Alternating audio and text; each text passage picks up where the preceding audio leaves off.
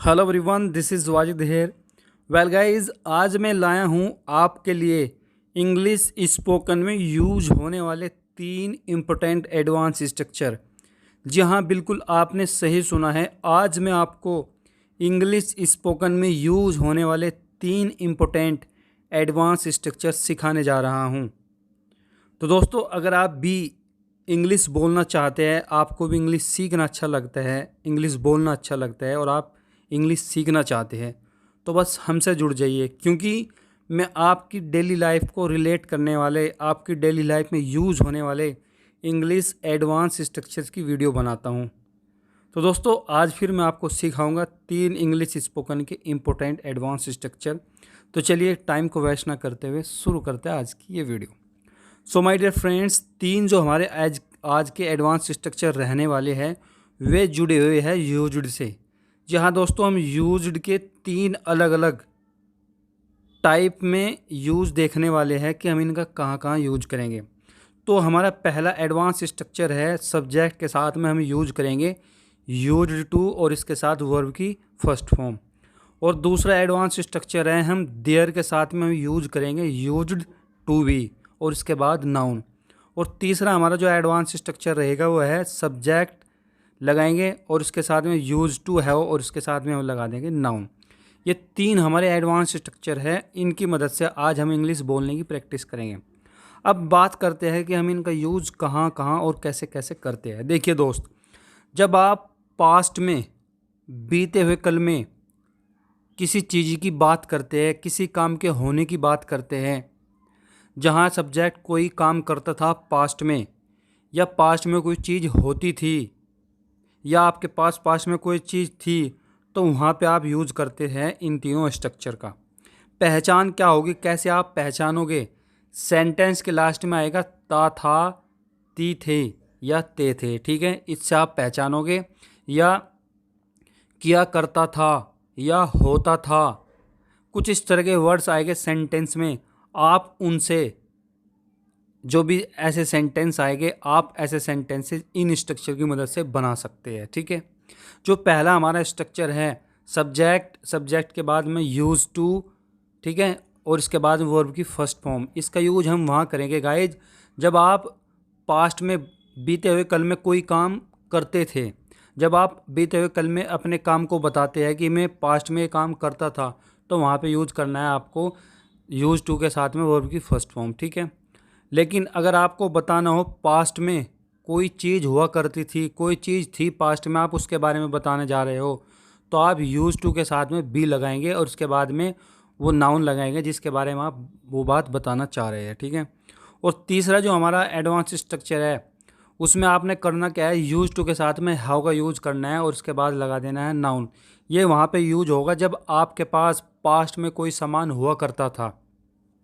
जब पास्ट में, बीते हुए कल में आपके पास कोई सामान हुआ करता था, कोई चीज़ हुआ करती थी, नाउन हुआ करता था, वहाँ पे यूज करेंगे हम यूज टू हैव का। तो ये 3 एडवांस स्ट्रक्चर है जो आज हम सीखने वाले हैं। सेंटेंस कैसे रहेंगे?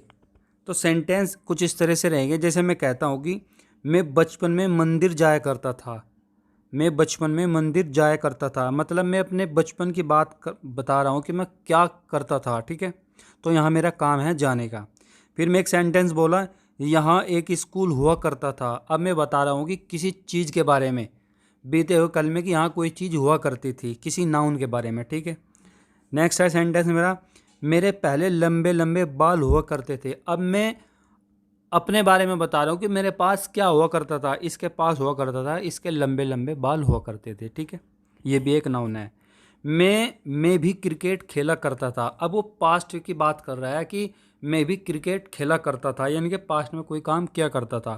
तो कुछ इस तरह के सेंटेंसेस आपको देखने को मिलेंगे जिसमें सेंटेंस के लास्ट में करता था, करती थी, ता था, ती थे, हुआ करता था, कुछ इस तरह के वर्ड्स आएंगे। तो हम ऐसे सेंटेंसेस इनकी मदद से इंग्लिश में बहुत आसान तरीके से बना सकते हैं। चलिए, पहला सेंटेंस बनाते हैं। मैं कहता हूँ कि मैं बचपन में मंदिर जाया करता था। मतलब यहाँ सब्जेक्ट बताने की कोशिश कर रहा है कि मैं पास्ट में, बीते हुए कल में क्या काम क्या करता था। वो बोल रहा है कि मैं बचपन में मंदिर जाया करता था। तो जहाँ भी हम किसी काम को करने की बात करते हैं पास्ट में, कि मैं कोई काम क्या करता, तो आप बनाएंगे पहले स्ट्रक्चर से। तो आप इसको ऐसे बोलेंगे, I used to go to temple in childhood, कि मैं बचपन में मंदिर जाया करता था। ठीक है, चलिए अब लेते हैं दूसरा सेंटेंस। सेंटेंस है हमारा, यहाँ एक स्कूल हुआ करता था। अब मैं बता रहा हूँ कि पास्ट में यहाँ पे कोई चीज़ हुआ करती थी। तो जब हम पास्ट में किस चीज़ के होने की बात करते हैं तो आप बनाएंगे इसे यूज टू बी के साथ में। तो आप बोलेंगे there use to be a school here, कि यहाँ एक स्कूल हुआ करता था। ठीक है, चलिए नेक्स्ट। मेरे पहले लंबे लंबे बाल हुआ करते थे। अब मैं बता रहा हूँ कि पहले बीते हुए कल में मेरे बड़े बड़े बाल हुआ करते थे, यानी कि मेरे पास कोई चीज़ हुआ करती थी, क्या थी, बाल। तो वो ऐसे बोलेगा यूज टू हैव के साथ में। तो आप इसको ऐसे बोलेंगे, I used to have long hair before, कि मेरे पहले बड़े बड़े यानी कि लंबे लंबे बाल हुआ करते थे। ठीक है, नेक्स्ट।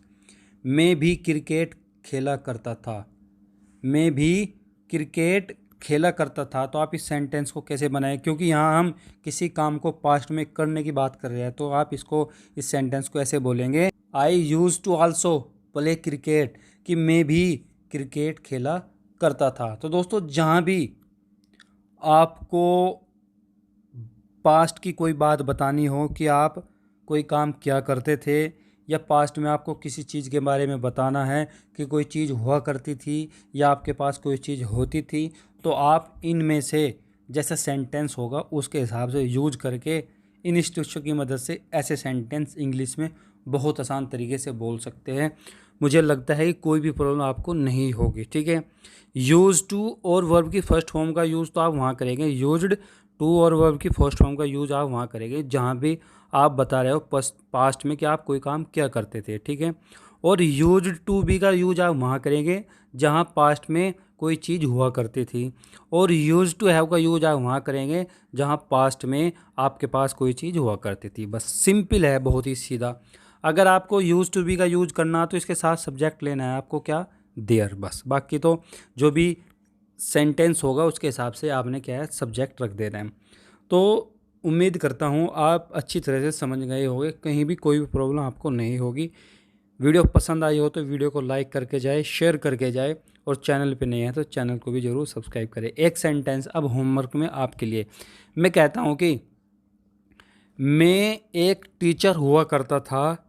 एक सेंटेंस ये आपको बनाना है। और दूसरा सेंटेंस है, मैं क्रिकेट नहीं खेला करता था। आप इस सेंटेंस को कैसे बनाएंगे हमें कमेंट करके ज़रूर बताएं। मैं आपके कमेंट का इंतज़ार करूंगा। तो चलिए guys, thank you so much for watching.